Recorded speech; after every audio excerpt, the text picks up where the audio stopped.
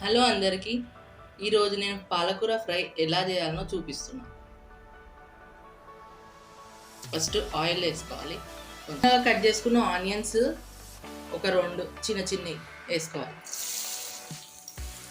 ఒక 2 మినిట్స్ ఆయిల్లో ఫ్రై చేసుకోవాలి ఆనియన్స్ని.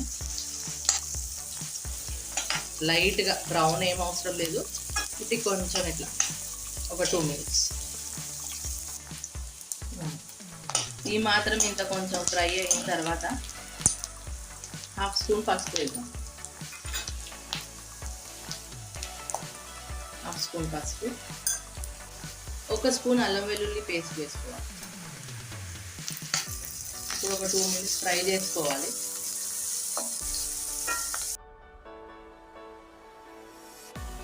ముందే పాలకూరని మంచిగా నీట్గా క్లీన్ చేసుకొని వాటర్లో వేసి పెట్టుకోవాలి ఒక 5 to 10 మినిట్స్. ఇప్పుడు పాలకూరని వేసేద్దాము.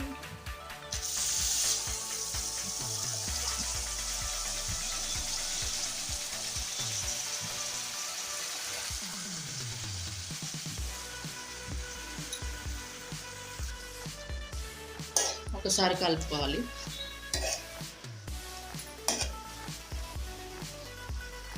చూస్తుంటే ఇంత పాలకూర అనిపిస్తుంది, కోసేటప్పుడు ఇంతనా అనిపిస్తుంది, కోసుకుంటే ఇంత ఎప్పుడు కోస్తామో అనిపిస్తుంది. కానీ రెడీ అయిన తర్వాత కొంచెమే అవుతుంది దగ్గరికి ఫ్రై.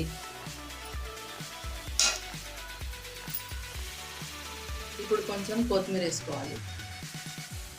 పాలకూర కర్రీ అయినా ఫ్రై అయినా దాంట్లోకి చిన్న మెంతం కూర వేస్తేనే టేస్ట్ సూపర్ ఉంటుంది. అయితే మా ఇంట్లో చిన్న మెంతం కూర కొంచెం పెరిగిందనమాట. ఇప్పుడు నేను అదే చేస్తున్నాను. మంచిగా నీట్గా కడిగిన చిన్న మెంతం కూర వేసుకోవాలి. ఇంకా కొంచెం ఎక్కువ ఉంటే కూడా మంచిగానే ఉంటుంది. నా దగ్గర ఇంతే ఉన్నది కాబట్టి నేను ఇంతే యూజ్ చేస్తాను. ఇప్పుడు ఒకసారి కలిపి, వాటర్ వచ్చేస్తున్నాయి, దీంట్లోకి అస్సలు వాటర్ యాడ్ చేయొద్దు. ఒకసారి కలిపి ఉప్పు కారం వేసేసుకోండి. కారం, టేస్ట్కి సరిపడా ఉప్పు. ఆకుకూరలకు ఉప్పు తక్కువనే పడుతుంది. ఒకసారి కలిపి మూత పెట్టేసుకుంటే ఒక 5-6 మినిట్స్లో పాలకూర ఫ్రై రెడీ అయిపోతుంది. ఫైనల్గా మూత తీసి చూస్తే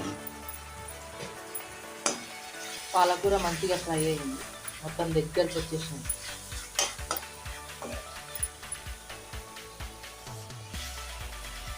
ఒక 4-5 కట్టల పాలకూరకి ఎంత కొంచెం అయింది చూడండి, కానీ టేస్ట్ బాగుంటుంది.